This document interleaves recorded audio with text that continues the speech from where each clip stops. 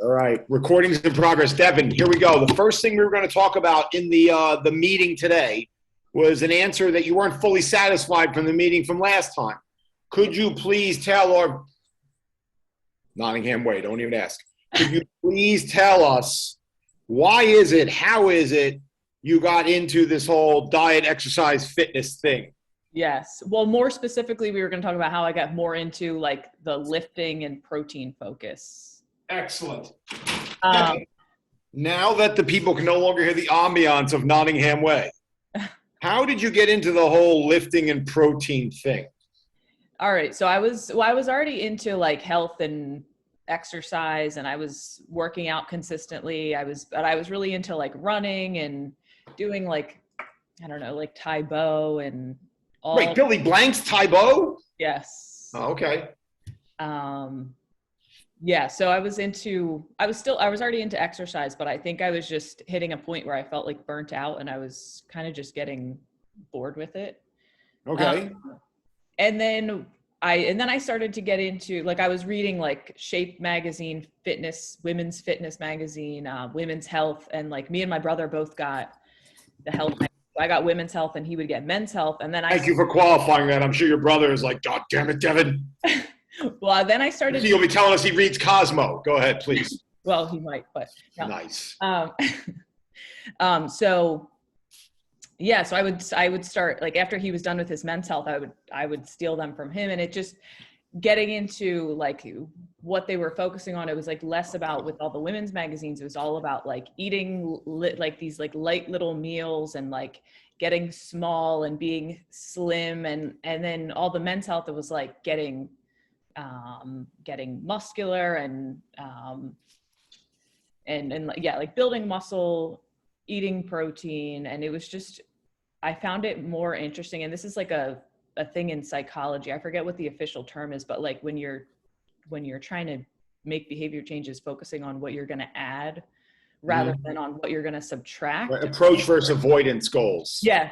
Yeah. Shank's a psychologist, baby.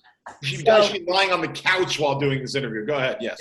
So I think when I stopped focusing on the whole like less stuff and focused on more muscle, more strength, more protein, it was not only did I start getting the results that I was expecting to see from running, like physically, but it was just like more fun. It just felt more satisfying.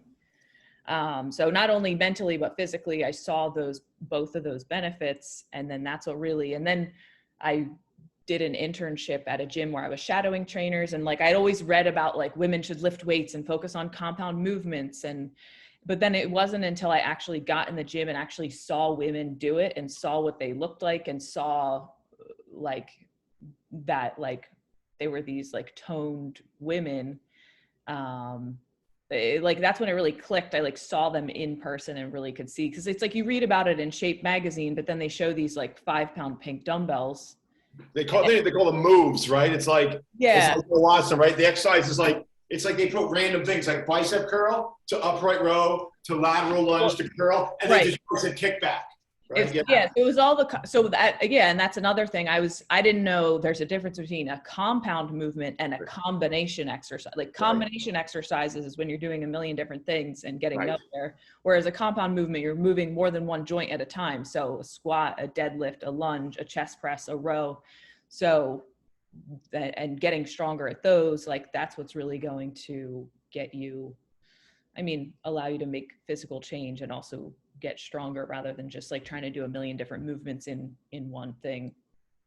But yeah, so that was the internship. And then I think the more I got into, like, I would start reading like bodybuilding websites and bodybuilding magazines. And it was like, the more I just got into that style of working out, it was just like not only more fun, but also I just kept seeing physical changes. And then, I could go on with like the steps after that, but I would say that's like initially what got me more into focusing on building muscle rather than just doing a lot of like exercises that made me tired. But don't move. Whatever you do, don't move right now. Why? This is awesome, because I'm going to say something. If you move, no, you just move. You screwed up my whole motif. Don't move. Okay. It's amazing. Once women start eating a little bit more protein, and start engaging in progressive resistance training and stop using fluffy little light weights. If everyone watches the video, look at Devon's right arm. You see the deltoid and the bicep right there? The definition right there, right? That doesn't come from things called moves. That comes from progressive. When you see the video, you'll see what I'm talking about, Devon. It comes from progressive resistance training. And as you were like talking, you were not just giving people a lesson, you were showing them a lesson. Mm-hmm. You were showing them what that magic is once women make that shift away from what they're told to do versus what you've experienced by taking as a woman, taking the men's health approach, you got the results you wanted in the first place. Right, exactly. Right. And it was just like that one moment in time, Whitney Houston style. You just hit that one pose as you were talking. It's like, boom, there's what that will send a message 1,000 times more powerful than any word that comes out of your mouth when people see the result that you got. Yeah. It was just like those moments. I always tell my Andrew Moss, whenever we're training, like I make him stop in the middle of the session. I'm like, don't you move. And I'll take a picture and I'll show it to him. Yeah. Right? And he gets to see like, look, oh, there's the muscle tone. This is what I've been working towards. This is how it works, right? Protein plus progressive resistance training. Yeah. Speaking of how that's been such a huge cornerstone behind what you do. You know, we did the whole little bio thing last time. Hi, I'm Devon. My favorite color is blue. I like long walks on the beach, and I think mayonnaise is disgusting.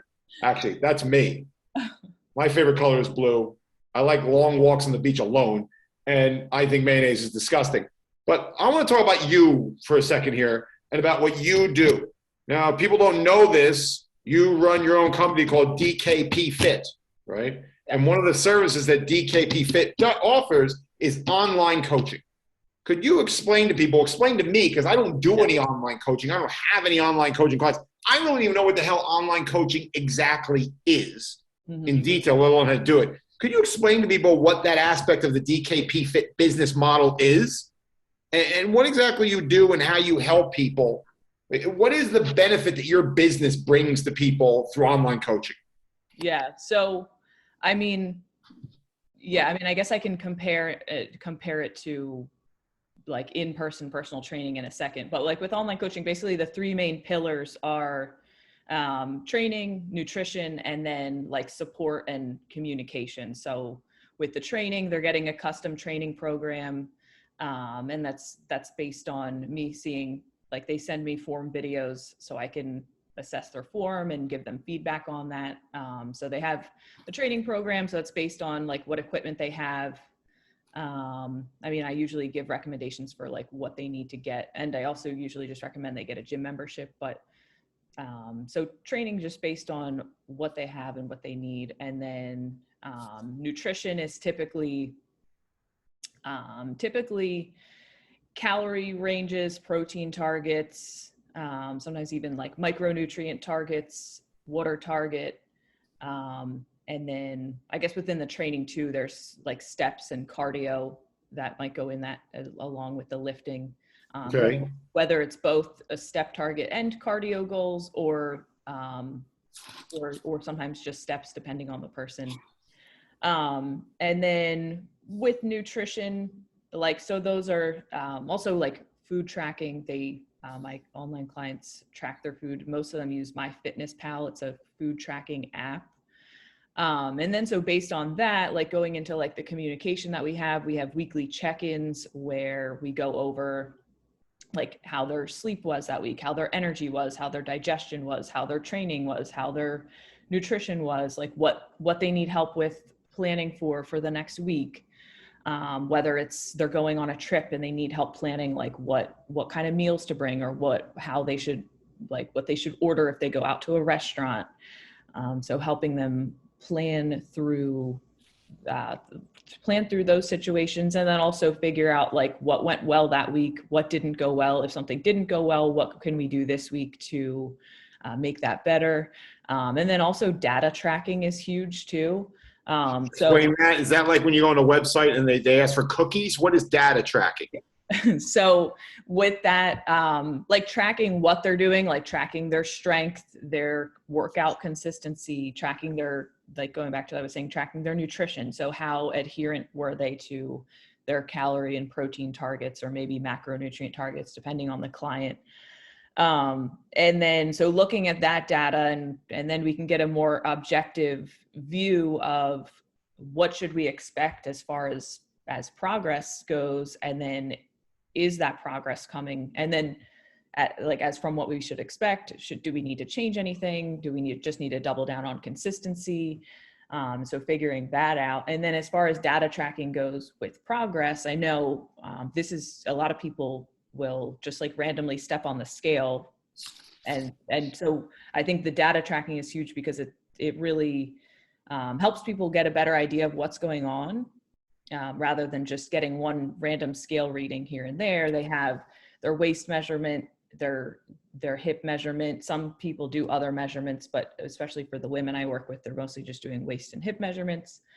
Their progress pictures. So that's whatever in clothes that they're comfortable in. Some people like wearing like a bathing suit or sports bra and shorts. Some people are more covered. It's really what they're comfortable with. No nudity. No lower body selfies, Anthony Weiner. If you want to start training with Devon, right? You know, that politician from New York, the crazy guy.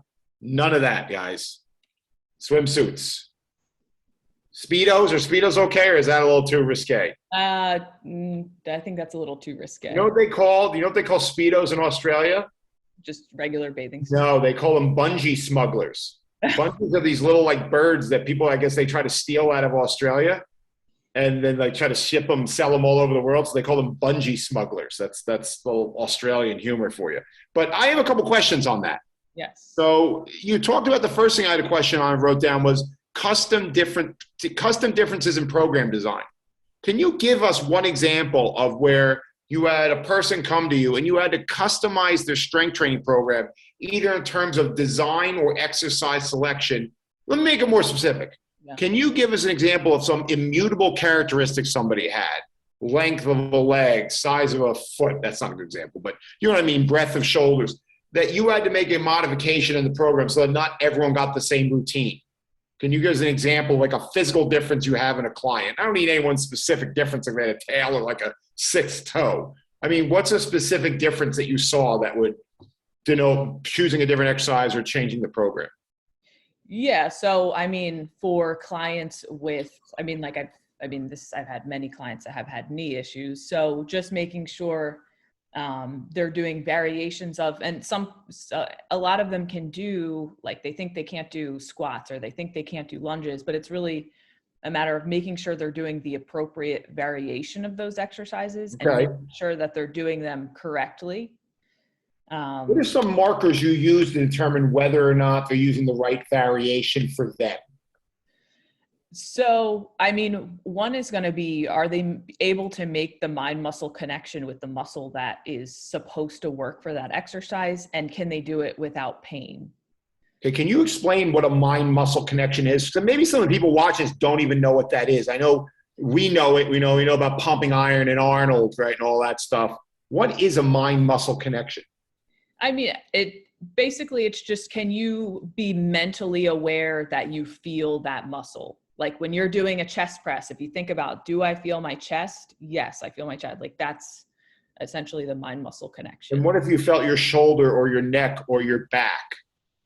I mean, that's depending on,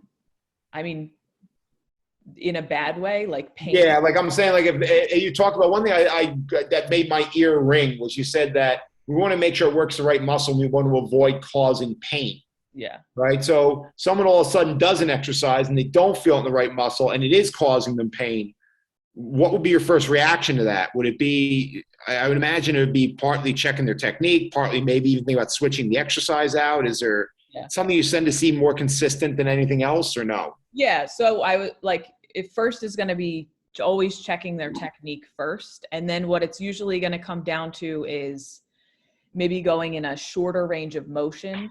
Mm-hmm. So making sure that they're staying in their active range of motion for the exercise. So meaning, let's say, like going back to the chest press, like, are they able to stay in a range where they can feel their chest and also keep their shoulders stable?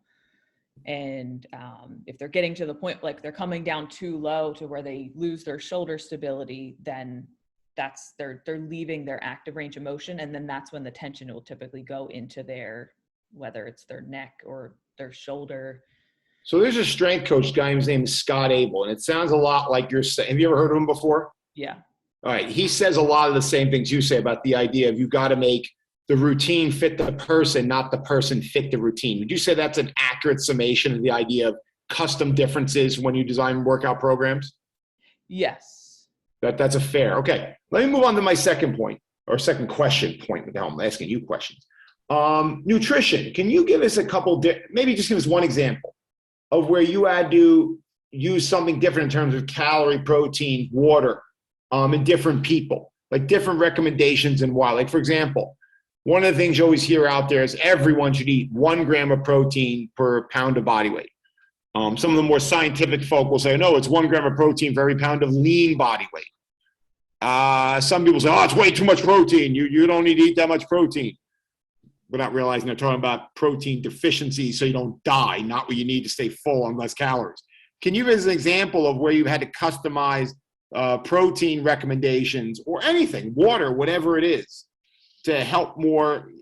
Again, people are hiring you as an online coach. They want an individualized approach. Can you give us an example of how you did that with nutrition recommendations?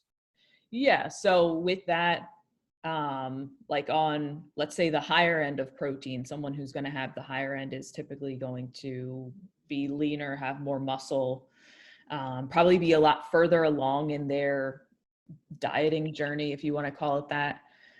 And maybe even have like more aggressive goals.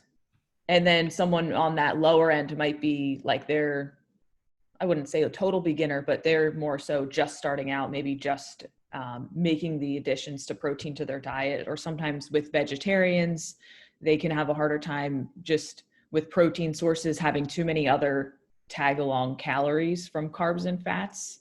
Okay. Just because without having the animal protein is going to be easier to get leaner sources of protein. So with the vegetarian, sometimes just having a lower target just makes it easier for them to stay within their calorie range and still get a decent amount of protein, but maybe not be so heavily protein focused. So I would say those would be like 2 examples of differences. Cool. Now about the idea of support. So we talked about the 3 pillars of the customized online approach. I know coaches have done online approaches, and basically everyone I know who works them gets the same program. So that's not what we're talking about here. And we talked about the 3 ways you attach that customized differences in exercise selection and program design, nutrition. Then you talked about a third one, which is always interesting, is this concept of support. Mm-hmm. You talked about some common concerns people have, problem areas when they go on trips, when they go out to restaurants. Is there any other problem areas that you see come up consistently amongst clients? Yes. Okay, can you give us at least one of them? Yeah, I mean, definitely, well, I would say, well, I'm thinking of 2 things, but. Hey, we got the time, do it. I would say 2 big things are emotional eating and a lack of planning or preparation. I would say those are 2 of the biggest things. And what is consistently, let's take the first one because that's one's huge. There was a guy, Bill Phillips, years ago, did Body for Life. I don't know what happened to him after that, but it was like Waldo in the Hot for Teacher video. No one's exactly sure what happened to Waldo after graduation, but I don't know what happened to Bill Phillips. I'm sure he's out there somewhere. But Bill Phillips used to always say this thing. He said, food is the most widely abused antidepressant out there. Just no one ever talks about it. Mm-hmm. Whenever I hear that, I always think about the concept of emotional eating. So what are some of the things you found that empirically, I'm not talking about theory, I'm not hoping and praying that you're right. I'm talking about the actual theory of being there with the client. You know, what are some things you have found have actually worked to help people better manage this issue of emotional eating? Yeah. I mean, I think a huge part of it is like starting with awareness. Like, I think a lot of times I've found that clients don't even realize that that's the root. Like, they think they just have all these cravings and they think that these cravings are like running them. And then when they take a step back and are like, okay, if I call a friend or play a game on my phone, or if I like go for a walk, like they find that when they can come back to the situation, whether it's more calm or like not bored or like they've just taken time to process whatever thing it is, then they can approach it with more control over the situation. So I think awareness of like that being the thing. And then once they're aware of it, being able to kind of anticipate it with strategies. Like I said, like going for walks, finding something to distract them. I made up this thing, like the 3Ds, like Wait, you designed this? Devon Peterson, the 3Ds. I got to hear this. Go ahead. No, what is it? What are they? Doing a client check-in, and it kind of just came out, and I was like, oh, I should keep using this. But I love alliteration. Please, what are the 3Ds? Delay, distract, and then deal. So delay, set a timer for 15 minutes. Distract, go do something else. This is like if somebody has a craving or wants to eat. Right. Emotion. Distract, go do something, read a book, wash the dishes, make your bed, do something to distract yourself. It doesn't messy, sloppy bastard. Do something in your dirty, messy house. Right.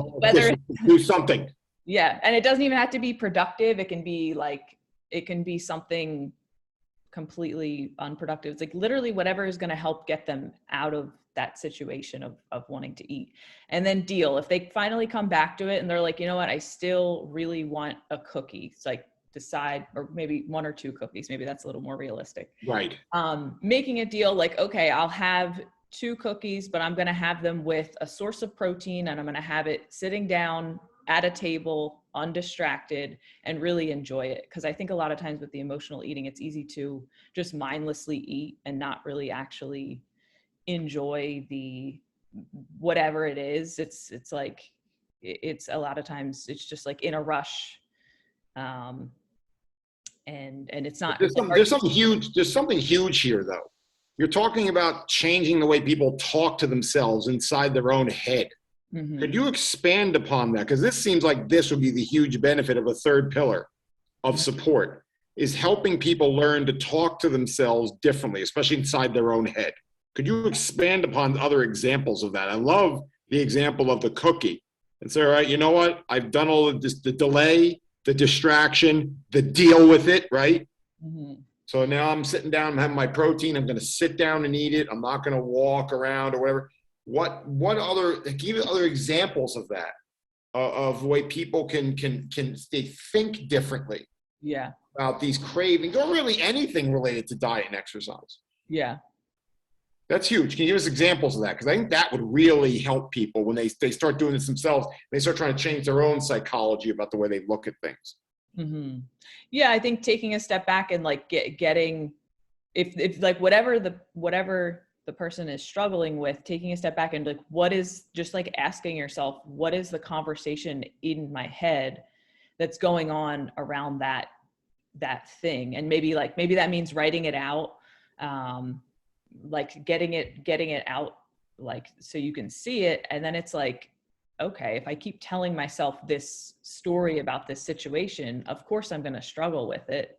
Right. So I think getting it out there and then rephrasing it. So it's like, what if instead of saying, I always struggle with this, or like wrapping your identity in, I'm an emotional eater, taking a step back, I struggle with emotional eating, but if I work on the 3Ds, if I work on practicing stress relieving habits, if I work on, if I work on crowding it out, I know that I can manage this instead of just needing to always be like a victim to this identity. Oh yeah, I like that. Yeah, keep going. I'm like Kaneki, right? In Greece. Whoa, keep talking. Go, Devon. Go. You're onto something here. You're on the gold. Gold grows in veins. Keep mining. Go. So, so I think like writing out whatever the thing is, whatever the phrase is, and being aware of it, changing it, and then being you have to be an active part of changing the way that you think, like catching yourself in a thought and rephrasing it to yourself so that you basically create a self-fulfilling prophecy about the situation. Right. No, it's just interesting because you just triggered something in my mind. Years ago, I got in a fight with this hippie at the synagogue, and I made an inadvertent comment about the Jewish Bible talks about people not being victims, and about how we really do have more control over our behavior than sometimes we act like we do.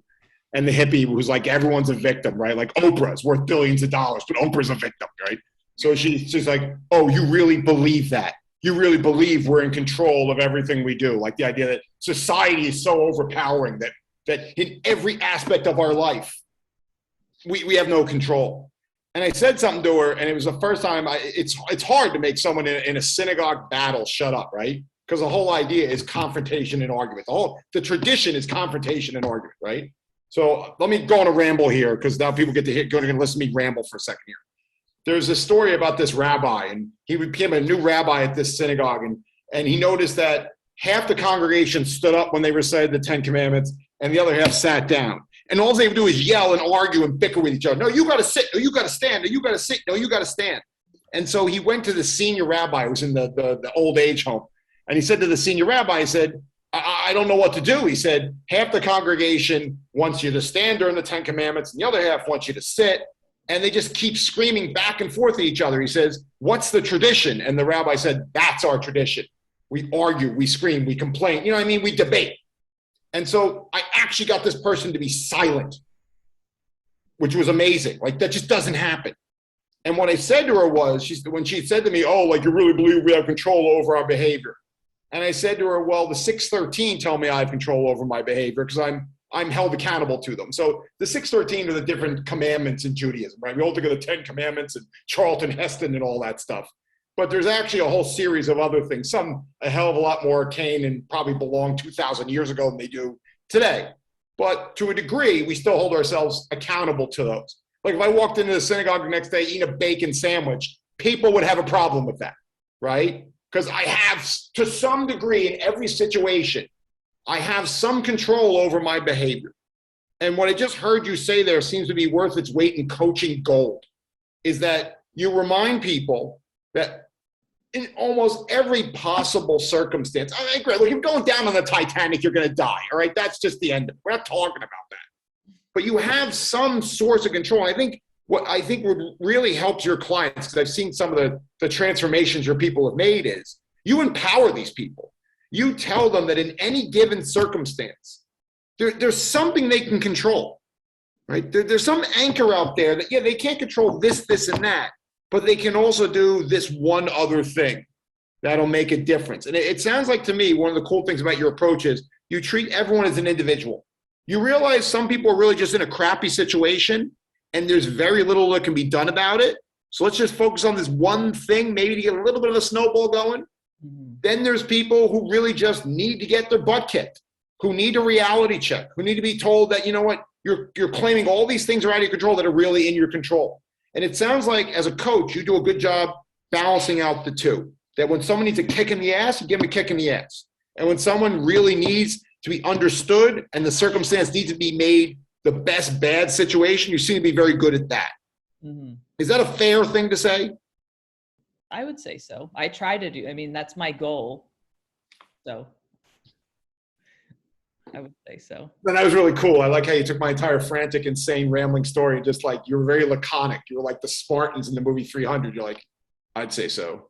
And then like, that was it. Like you just like dropped the mic on that one. Like, that's it. Well, I think like going off of your point, like finding that balance, and I think helping people to find that balance for themselves. It's like when you have to be hard on yourself and when you have to be like self-compassionate. And I think a lot of times people have those flipped around. Like they're not strict on themselves for building a routine, for like locking in their meal prep, for locking their workouts into their schedule. They're not strict about that. And then they beat themselves up for not making any progress. Whereas people need to flip that. You need to be really strict about your meal prep. You need to be strict about getting your workouts in. You need to be strict about your schedule. And then if you don't make as much progress as you want, okay, look back, then you can adjust. But I think a lot of times people beat themselves up in the wrong situations and are too self-soothing or self-compassionate in other situations, when it's a lot of times that needs to be flipped around. Right. They're holding themselves accountable for the results, but not the process. When it's the process, they should be held accountable for, because the results could be anything. I mean, think about it. If you're a woman, right, and you have, and you're the individual woman who has a incredible difference between when you're ovulating versus when you're luteinizing, right? So the different phases of a woman's menstrual cycle. Some women's weight can fluctuate massively between those two cycles. Right? How are you going to get, what, you going to yell at your ovaries? Like, you just can't do that, right? But the thing you can control and you can be hard on is the way you work on different tactics to manage that, right? So that, I think that right there was the DKP Fit gold tip of the day, is that you're being critical on the things that really you have less control over, and then the things that you have control over, you're not being critical enough of. Right. Right. And then that's like a paradigm shifting thing when it comes, I think, to people not just losing weight, but creating a lifestyle, DKP Fit lifestyle, that makes long lasting differences in fitness. I've never heard of that. I've never thought of that before. I've never thought about the idea of turning that around. That was huge for me. So that's why I love doing these, because I can just shut up for a minute or two, sit back and listen. There always seems to be something I learn. And that's a big deal, people. Yeah, that's a big deal right there. So that was awesome. All right, anything else, Devon, you want to cover about that we should know about when you work with an online coach? Like, for example, if I wanted to work with an online coach tomorrow, we obviously know you know what you're doing. There's some things that people should be wary of if they work with an online coach. Like, if your online coach, I'm going to give you an example. I don't want you to use this, but I'm using an example. If your online coach says to you, no, you can eat all the foods you like, ice cream, chocolate, cake. You don't have to give up any of those things when you're on a diet, and you can still lose weight. Yeah.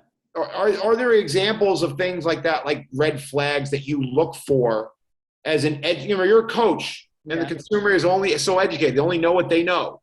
Mm-hmm. What are some things people should look out for with an online coach? Well, this is actually something that one of my clients said to me, as far as like why she invested in me, is she's like, look for the people who are telling the truth. Like, if they're telling you something that sounds too good to be true, run. So that's huge right there, because they may not even know what the truth really is, right?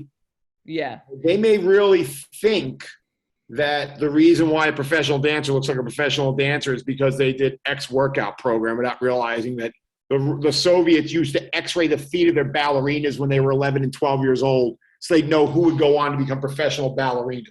Like, that's how much genetics play into that high level performance, that type of body type. So maybe they're struggling, not even knowing how can, and I think you just did it. How can people tell what the truth is? Well, if something sounds too good to be true, that's probably a good warning sign, a good red flag. Yeah. Right. I give an example. My client Lou, he loves watching this show, The Americans. It's about these two Soviet spies in the United States in the 1980s. And these two beautiful Russian spy women. They were seducing this dorky, disheveled computer guy. And the guy couldn't believe that he was being taken in by these spies. And the one woman looked at him and goes, did women like me ever used to talk to you in high school or ever in your life? And he's like, no. And, well, there's too good to be true, right? If all of a sudden, out of a blue, the best looking person of all the best looking people all of a sudden is taking an interest in you. Oh, by the way, you just won the lottery, right? That's something that's too good to be true. It's something that's way too out of the ordinary, and a red flag should go up. Yeah. Right? When someone who's been lifting weights for 30 years and has been on steroids for 30 years claims that taking some supplement that existed in the 1990s and for some reason it disappeared like a fart in the wind, says they put 4 pounds of muscle on them in a month. And we know that even beginners struggle to put on a pound or two of muscle a month. Mm-hmm. That's a red flag right there. As much as you want to believe it, it's telling you something just isn't quite right. Can you give us a couple examples of that? Yeah. So something that's too good to be true. Well, yeah, I mean, like you said, it's hard because some people don't know, they don't know a normal rate of weight loss for someone their size, because that can differ. Like, if someone has more weight to lose, less weight to lose. So maybe look for people who are educating you through whether it's their content, or whether you're on their email list, or whether you're reading a book that they've written, looking for people who are educating and kind of giving more background on things that they stand for. So you're not just believing these things that they're saying for face value. They actually can back up what they're saying. And then also do they have social proof? Are they sharing their client results? Even like some people can, like you can even have a conversation with someone that has worked with them before and maybe just get an idea of like what that person's experience was like. So I think those are ways that you can really kind of dig deeper and figure out, is what this person's saying really true or really going to help me? No, I got it. That's really good. Like, for example, there's a guy we both know, Spencer Nadolsky, right? Yeah. Right. He said this thing once because he's a medical doctor. He had said something along the lines of, if you lose 10% of your body mass over 12 months, that is considered clinically significant weight loss, right? And then you kind of compare that to, say, what you see in these shows like The Biggest Loser and stuff like that, where people might lose that like in an episode, right? Maybe I'm being a little ridiculous there, but you know what I'm saying? Like, you don't see, well, I think one of the things that's very telling is you don't see constant Biggest Loser TV show reunion shows.